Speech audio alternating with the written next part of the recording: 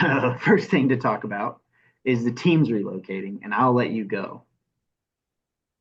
So I guess like the rumor comes out that they're going to move 2 or 4 teams. The new owner signs on. Immediately, people start talking. They're going to move 2 or 4 teams. When originally the expectation was they were going to expand to 10 teams, and now no, we're going to relocate 2 to 4 teams. And so I started doing all the math on this, like which teams need to relocate, which teams should relocate. So I got all my math pulled up here. So I pulled up average attendance for each team. I pulled up their network ratings, and then I pulled up how much money they were paying for their stadium. Mm. So the UFL market rating, the average, excluding the top 2 teams, which was St. Louis and Birmingham, because they were way above everybody else in the market, is 0.8.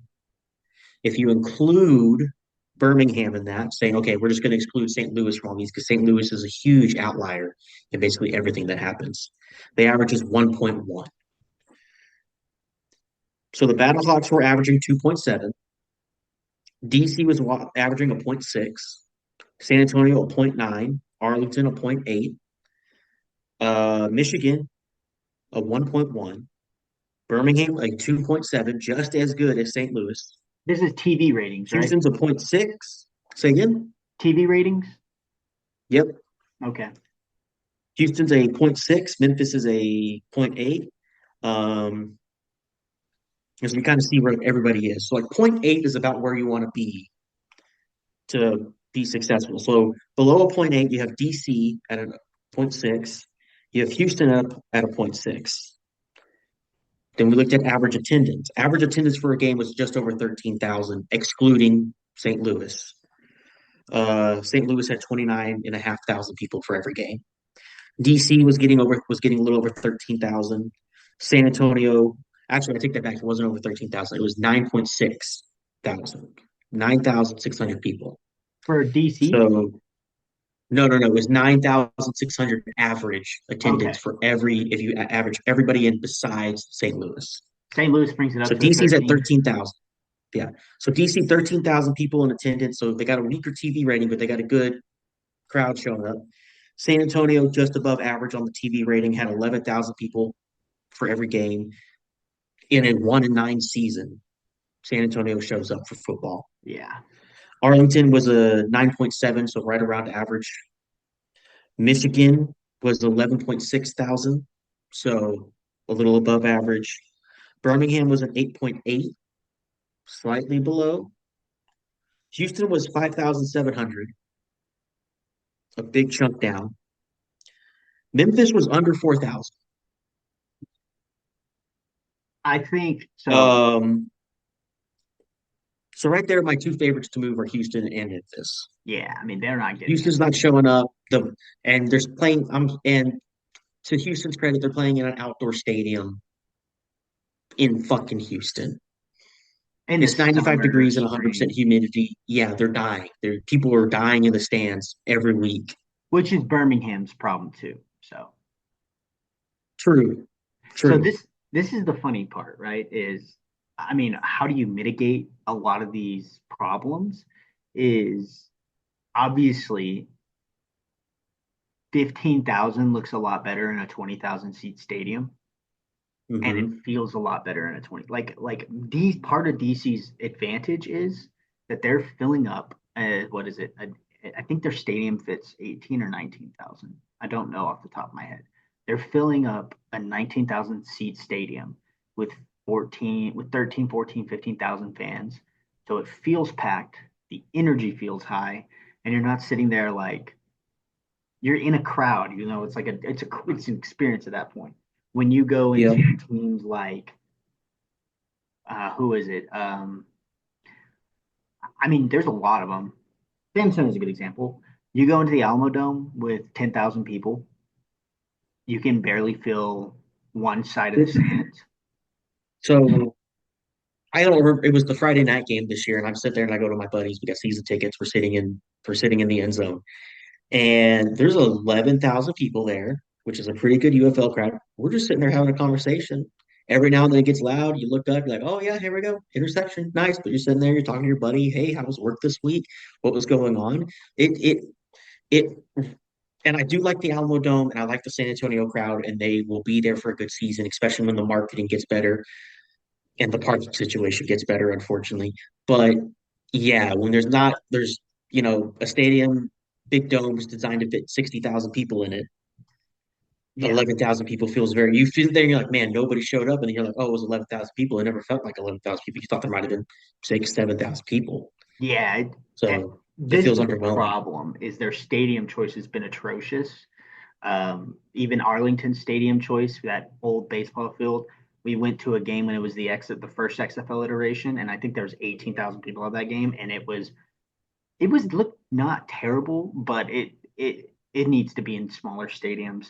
Um, Another one is obviously Birmingham needs to figure out a way to either get people. This can be alleviated with one, night games. When it's not 100 degrees blistering heat outside, have some night games. Not Mhm. some, have all of them be night games because it's in the spring and all your teams are in the Well, south. well, And help people get to the game too, because how many times, I mean, the San Antonio night game, it was at 7 o'clock, which, you get there, you try to get there for 7 o'clock kickoff, you get out by 9:30, but it's like even an extra 30 minutes helps me get through traffic, helps me get out of work, helps me get out of traffic, helps me get there. yeah, and on top of that, marketing is the biggest one. I mean, I think some teams are just not savable. Memphis, like I don't know if Memphis has the economic ability to support a pro football team, especially at the level that you want. I mean, I'm sure they do, but the real issue with Memphis is there is zero stadium alternatives. You have to play there, and that stadium's a mess. So people don't want to go there because the experience sucks, let alone the team sucks. So if the team was really good, you would get more fans out there, right? But if the experience also sucks, that's where you're going to have a problem. That's maybe the Alamo Dome's problem a little bit. It's a cool stadium, really cool when you're in high school to play there, but Right. I don't know if from a professional football standpoint, especially if you've ever been to like a Cowboys game, you're not going to go there and be like, this is almost as good. You know what I mean? Well, So, here's here's the second half of my research, right? So I started looking at the cost of the stadiums, yep. how much they're paying for them.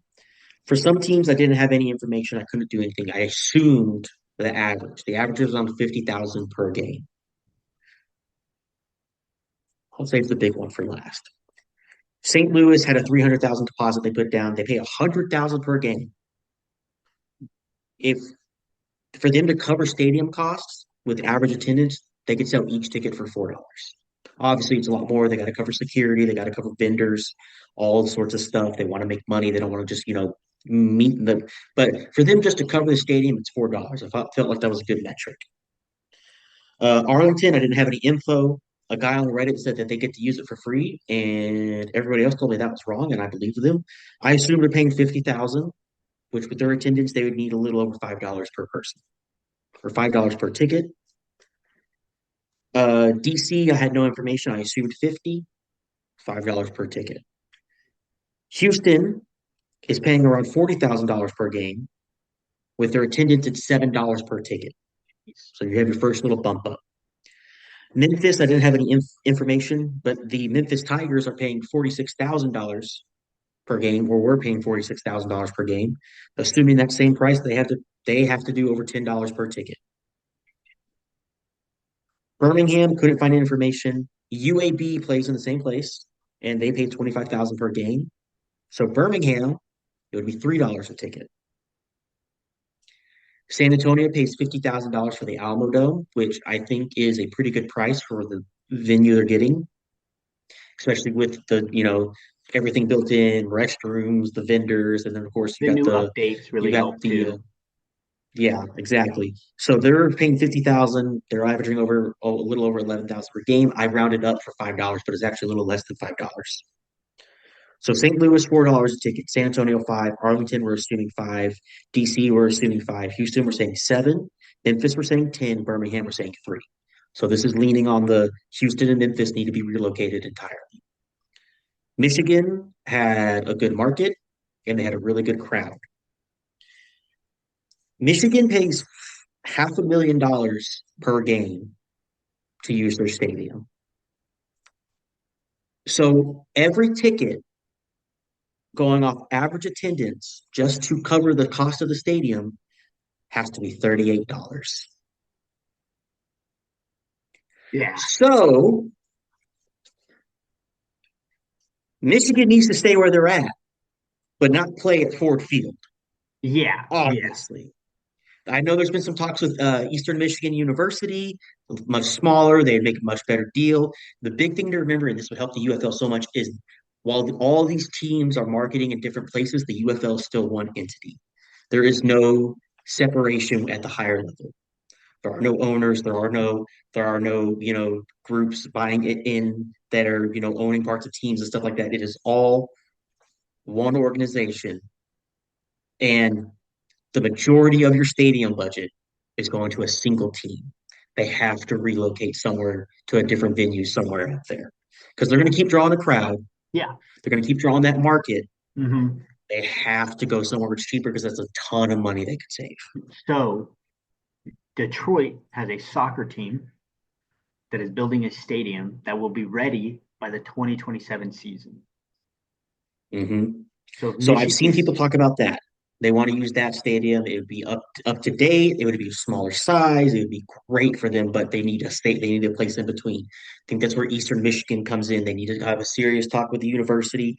Hey, sure, let us pay to use your stadium, which doesn't get any real use between here and here. All yeah, you got to do is figure out spring ball, which honestly most teams aren't even doing spring ball anymore, yeah, right? They don't even do a spring game or anything like that. Figure it out. Hey, would you rather host a spring game so 1,000 people can sit in the stands? Or maybe you get 10, 15, 18, 19, 20,000 people out here and we're paying you to use it. and another thing is, it's not that hard to schedule an away game that week. 100%. And it's not 100%. like Eastern Michigan is drawn in 50,000 people. I mean, I'm sure their stadium says 20,000. It's not like they're drawing in a sellout crowd for their spring football game. So, Exactly. I mean, that makes sense to me. And it's just a year. And then you get to put them in a nice, updated, professional level stadium that DCFC owns. Um, Yep. moving on, I mean, that's really cool. Really good to know. Moving on from that, uh, what happened was Mike Repoli obviously bought in, and he came out and he said in an interview, he says that they are relocating two, possibly four teams. So he reconfirmed the relocation rumors. Um, he said his team is going to be taking over the operations and the marketing. So his team of people will be overhauling all of that. And the really big, before I get into the really big thing that he said big money, superstar team for spring football. There's no reason it can't be successful. Football is the biggest sport in the state, and we have a massive team with a lot of money. There's no reason we can be successful. He wants 10 teams by 2028, and he wants 16 teams by 2032. See, I don't like naming that out loud. I think it's a great goal. But when you say it out loud and then it doesn't work, doesn't matter how much better you did. Like, oh, this is the first year we turned a profit. Mm-hmm. We managed to raise player salaries by 10, 15, 20%, and we still turned a profit. We're doing so good, but we're not going to expand teams in 2028. People Yep. immediately assume you said you failed. They're like, oh, well, they didn't do good. They failed. I'm not going to waste time buying a season ticket. And it's like, don't say that. Yeah. Don't be like the AAF was and just fold overnight. Most heartbreaking thing that ever happened to me in my life. San Antonio Commanders. Those were good crowds. Those were good That crowds. was that was that was 30,000 people in the Alamo Dome, and that's why the San Antonio crowds. People are like, "Where's the San Antonio crowd?" They want you to stick around a little bit. Like, hey, you've done this trick to us before. But I also think that the AAF had way better marketing. Way The better XFL marketing. had their own marketing. The USFL had their own marketing. They kind of joined together and they somehow didn't have really any marketing. People were like, "Oh, it's not a brand new league. It's those two leagues came together. It's the same football you've been watching for the last couple of years." But it wasn't put out very well. The problem is they have this hub mindset, and it was great during during the throes of COVID. We were a lot of people were all behind hubs. Everyone was like, work from home. If you want to have a sports league, everyone go to the same place and it saves money. And everyone thought it was a brilliant idea. And it would maybe smart financially in the beginning when you started up, saves you some cost. But the issue is when you do that in the beginning, it makes sense. I think going into year 4 for spring football. These markets want the team to be in market. They want the team to be local.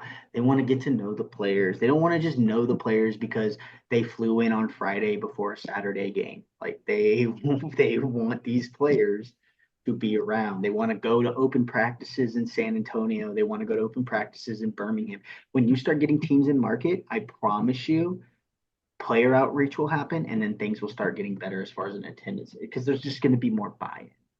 And that's just, Yeah. I mean, that's marketing 101. Like that's very simple. I guess you would call it grassroots, but that's what Mike Repoli talked about. He talked about, getting these guys more exposure to the markets. I think if this league explores franchising these teams, sending them out, at least getting someone to own 50% of the team or 49% of the team and cover some costs. Wow, then the league doesn't take so much of a hit on the money side, and if the league can just guarantee the salary for the player and everything else is up to the owner, maybe that works. I'm not saying for sure, Only but thing that's scary about that is eventually the owner's like, "Oh, I didn't think I was going to lose $1 million this year doing this. I thought I might like just pay like out 100, 200, and then but it was a lot more expensive. I thought I want out. It's like, well, who's taking care of the team now? I think the UFL kind of like holding on to everybody and pushing them through until this is like really like solid. Like, okay, people are asking for more teams. We're getting really good numbers. Okay, yeah, maybe we start branching out and let people handle this. yep, Maybe they do something where it's like, hey, if you were like, I don't want the team, the UFL reserves the right to buy it back from you first. 100. Or I mean, yeah, at least the UFL. Well, the thing is, the UFL owning a 51% stake, they would have a say in who gets to buy the team. That's what I was saying. Like, if it's as long as the Oh, UFL, okay, sorry, I missed the 51%. yeah, I'm thinking about the marketing, right? The marketing thing's got to be there. You're saying they want people to be in there. You under like UFL reach out to me? I got ideas. All right, Mike I'll quit my Ripley job right now. tweeted today, taking open to suggestions. So just get on I don't want to give him suggestions for free. He's more than welcome to hire me for more than I'm making right now. I'll work really hard for 4, 5, 6 months. I wish I could Getting take a different job. did I'm trying yeah, you fucked up. God bless the troops. And I'm trying to confirm if this happened recently or not. What? Oh, we didn't talk about Columbus We didn't talk about Columbus and we didn't talk about the other potential place that I wanted to go. But before we get there, Orlando. no. Oh, But before we get there, Corey Mayfield Jr., UTSA cornerback. All right. He played corner. He had a little stint on the NFL. He's with the Brahmas now. He's playing in the same stadium. He played all his home games in college. Get Corey, and people love Corey. They got jerseys. Get him out there at a UTSA football game and do a promo for the UFL. Have him come out with a UTSA hat, but his Brahmas jersey. Have him talk to the crowd and do something where season ticket owners just get general admission tickets. Like, hey, here's some free tickets. Come check out a game on us. I mean, they.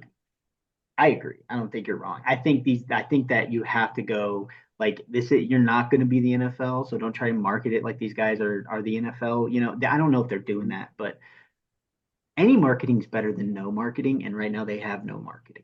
That's the problem. Another thing they really need to do is work on these promos they're doing. They did that thing, and it was the second home game for the Brahmas, which them not having a home game until week 5 was insane. You can take the city of San Insane. Antonio for that, though. Well, you have Fiesta and you got the Final Four, and I get that, but Well, I having a felt like game during Fiesta would be awesome. well, the problem is that people go to Fiesta first because they tried this multiple times. They did Fiesta and people weren't really showing up because they're going Mm, downtown to Neosa and stuff like that.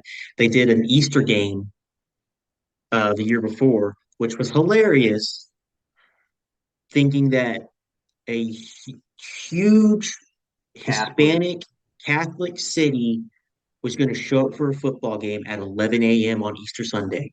It's the only time most of these people go back to church. They show up 2 days, Easter and Christmas. All right. That was one of those days where they can be like, oh, the football games, I got to go. They were like, you're about to show up to church. You're Yeah, going to show up and you're going to praise the good Lord. All right. yeah. I And so so they need to do more market research into their markets before they try to plan this stuff. oh yeah. They and they did it for Mother's Day too. They had a Sunday Mother's game too, and it was like, no, these people go crazy for Mother's Day. You, we're all about the Madres down here, all right? We're all about it. You got it. Maybe So that's the you name change, just the San Antonio Madres. dude, get some chocolates out there. I got my chocolates hat on. Get some chocolates out there and do some of the God, what are they? The long dresses that they're always wearing, Um, but it's not an actual dress. The muumuus. You got to wear the muumuu, all right? Get them out there, market the team, get the moms out there. They'll have a good time. Maybe they'll start bringing out the kids and all that. there you No, go. but seriously, they did that thing where they came up with a song for the Brahmas and they had a band show up and perform it. It was decent. The performance was good. The song was fun. They missed opening week. They missed the first home game. They did it the second home game after we already sucked. We were 1-6 at this point when they showed up. It was like you that's the thing. You Also, kind of ruined your own start here because you had the first home game 5 weeks into the season. We were 1-4. Everyone's like, "Oh, we suck again," and they didn't waste their time. we stuck again. There you go. All right, so get into the markets that you're going to talk about, Columbus and then the other one. So Columbus is always as a big one. Cincinnati, Columbus, and there's another city there in Ohio that I can't remember. Cleveland? Cleveland all had good TV markets. Yep. So in Ohio, big football state. Columbus is an easy one to do. They got the stadium set up. You get there, people want to come watch football. The weather's going to generally be nicer this time of year. People will show up. That's a great market. And everyone else is saying Orlando. Go to Orlando. Orlando's got a good market. Who has a better market than Orlando? New Orleans. Oh, the Breakers. Yeah, bring back the Breakers. Yeah. They had the Breakers. They lost the Breakers, and but they were like, we're still going to watch football. We love it. They had a 1.4. It's from a different metric, unfortunately, but they had a better market for UFL football than St. Louis and Birmingham. So here's my question with that. From what I understand about that market is they don't have a stadium. So That's going to be a big find. But that's the biggest one. if you're anything like Texas, you'll drive 30 minutes, and that's another reason why I came up with this. New Orleans is in a spot where if a somebody was like, "Hey, I want to travel," I'm gonna like, "Hey, listen, it's only a 3 or 4 hour drive. Let's go watch the game." We drove 3 or 4 hours to go watch Arlington play back when it was XFL. Landry Jones hurt his knee that game. We were there for it. He We also drove 3 or 4 hours. sucked. Well, they They won the sucked. championship that year. So, No, they didn't. so No, they didn't. That was the was year it they they won it closed. the first year or the second year? The second iteration of the UFL they won with Luis Perez as quarterback when he got traded in from San Antonio, the I think. Vipers. He got traded in from the XFL Vipers, Oh, was it really? became the starter, and then they went and beat. They were like a losing record team and won the championship. It was pretty comical. Anyways, Some people will drive a few hours to go watch a team play. Yeah. If you put a team in Orlando, there's nobody close enough for that drive besides people that are wanting, like, besides the home crowd.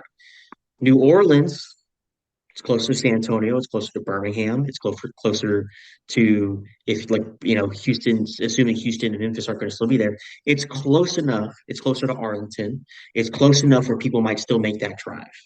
And it's New Orleans. People will show up for things outside of the football. Like, hey, they have a Yeah, you football can build game. a trip around the game. I get what you're saying. Yep, I yep. think that the big issue with that is they don't have a stadium yet. There's talks about them building the Shriner. It's like a old baseball field, turning it into a stadium.